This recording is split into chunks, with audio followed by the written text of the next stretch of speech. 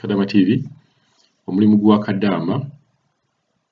bannayuganda simanyi munnayuganda ki yali agumazeemu ebbanga eppanvu oba eddene. Waliwo omukyala yatusukumirako message yatugamba yakagukolera emyaka gyali 6 oba 8 naye olwaleero ate ngenda kubaleetera Kadaama ayogera ku Kadaama gwe yali amiitinzeeko nga ye agamba omulimu gwa Kadaama yakagukolera emyaka 21. Ekintu kino kiringa ekyewuunyisa naye okukola omulimu gwa Kadaama emyaka 21 ddala obeera mukazi ate era obeera mukozi. Katusooke tuwulire emboozi eno eya Kadaama ono ng'anyumya y'omuwala gwe yasanga era eyamuyigiriza ebintu eby'Abakadaama nga yamusanga by that time yalina emyaka 2 kati agamba awezezza emyaka 21 ng'awuuba omulimu gw'Abakadaama. Kati gwe yakakuubayo omwaka gumu emyezi n'owulira nga bikeese saasira ono oba tya ono agubaddemu emyaka 21. Halo Nyabuli Kadaama TV. Mr. Kadaama TV yagadde nkyeyalinkeko ka information kano ne bannayuganda nti bannaye kisoboka eriyo abantu abasobola okukolera ddala oba mulimu bannayuganda abaali bakozeeko for more than 20 years mu bino ebintu. So waliwo omuwala Munnakenya wa ku kosti eyo bano Abannakenya oba Abakyotala bwe batyo ali Riyadh natuukira Riyadh then ne tumala ne tujja Jidda kuba mukama wange namusanga mu Paris nga mwabeera ne tuvaayo naye Omunnakenya oyo guno omwaka gwe gwa 21 ng'akola gino emirimu gy'Obwakadaama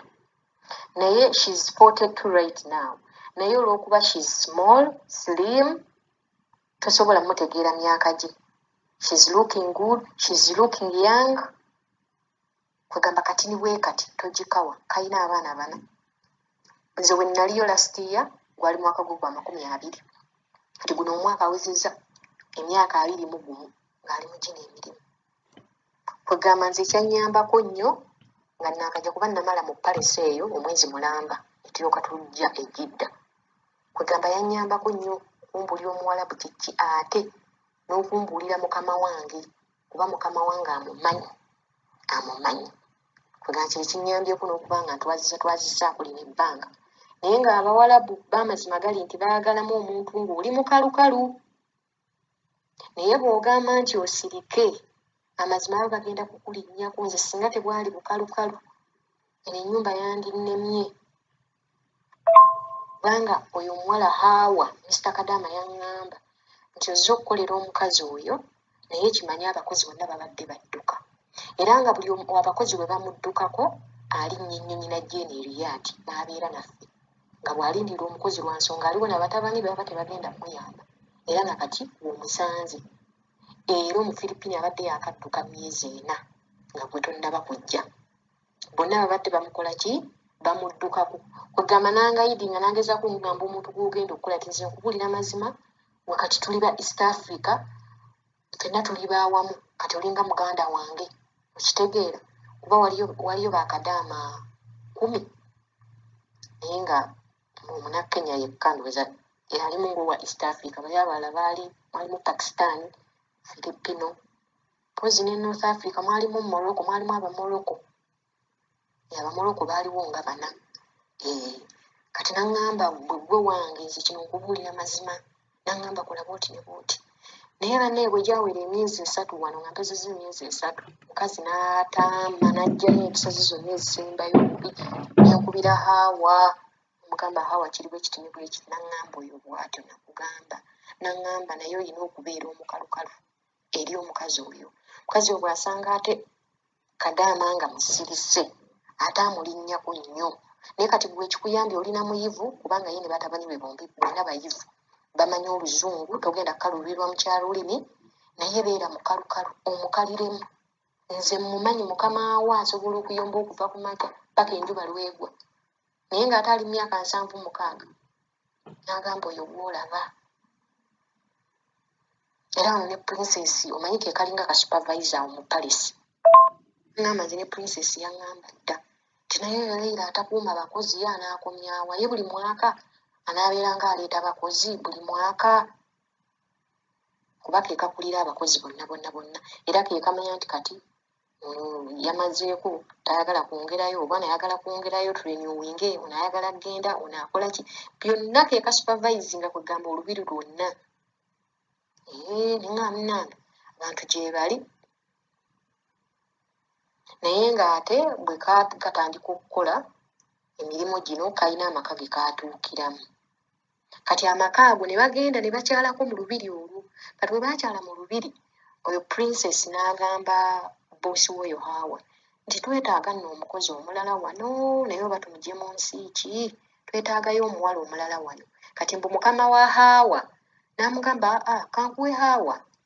Hawa kkolere kuba munenga bw'omanyi omuntu gye bamwagala nnyo munaye Hawa we batyo ne bamuwaayo mu lubiri since then 21 years akola eyo naye nga kakoze kafunyeemu nnyo kakoze kale kwegamba byebyo njagala nkyeyalingeko nammwe nti bantu gye bali munnange nze nakyewunya nnyo nali nange sikiwulirangako nze nga manyi waakiri myaka 7 mbawulira myaka 8 myaka 9 myaka 5 naye emyaka 21 kyali kipya era nze Mr. Kadaama TV sikulimba omukadde wano waliwo lwe yagamba neyeekalakasa nze sifunangako omukozi alinga bw'ati mu bulamu bwange simufunangako anziramu simufunangako ne mugamba okusikuddamu genjogera ge mazima okusikuddamu kwegamba nga alabira ddala nti ate munaye balumwa n'okulumwa kubanga yatuuka n'okugamba olw'okuba wasoma kwegamba ebyo nabyo bikola ki bibaluma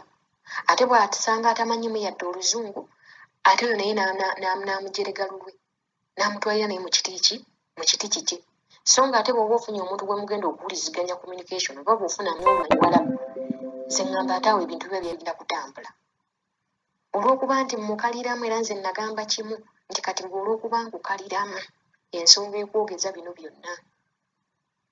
kubanga nze namugambako nti babawo emyezi 3 bwe mba nali mubi lwaki tewanzizaayo ne bakuwa omulala omulungi okiraba yatawangaaza bakozi yeewa empisa embi ne mutabani w'omu kwegamba bonna bali awo naye ebbanga eryange litambudde kuba kati nange mbulayo ndowooza emyezi nga 4 nange nkole ki muviire naye baaba simanyi anaddawo okukola wano bw'ataabye mukalukalu bw'ateebereremu ajja kugakaaba okuva enjuba lwevudde paka lwezibye ng'akaaba bukaabe naye nze Mr. Kadaama TV kye nasooka okuteeka wabbali kyekigambo kukaaba nakaabako it was my 3rd month here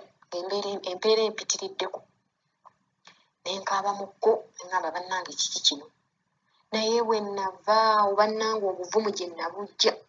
neŋŋamba naye ate nakaabira bbali neŋŋamba nze siyinza kuddamu kukaaba kati omanyi okubanga Mr. Kadaama TV nze naguba ne bwakola ekiri kitya omanyi kye bayita okuguba nga waguba ne bwakola atya mutunuulira butunuulizi ate bw'omutunuulira n'agamba nga tonyega nfudde musiru nti sitegeera bwolooza sirina magezi bw'oyogera ti sifunangako omukozi alinganga nze akola ki anziramu kati n'obeera awo nga kwegamba oli awo omuntu akutambuliza ku limooti tamanyi kyayagala naye ng'ekyo ekyokukaaba asitookaabira mu maaso gaabwe ng'obaleese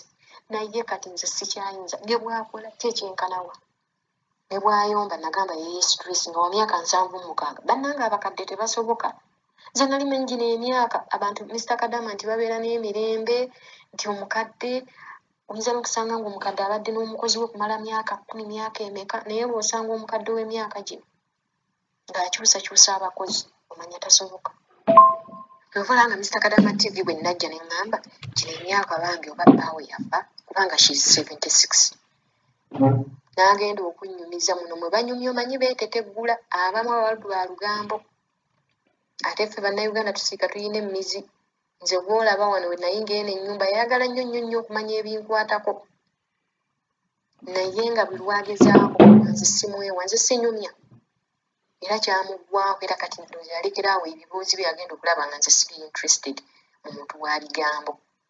kubanga mu ntandikwa yanneewa nnyo naŋŋamba bba wange twayawukana emyaka 25 emabega oba bwe yankubanga emiggo mbu omusajja yamukubanga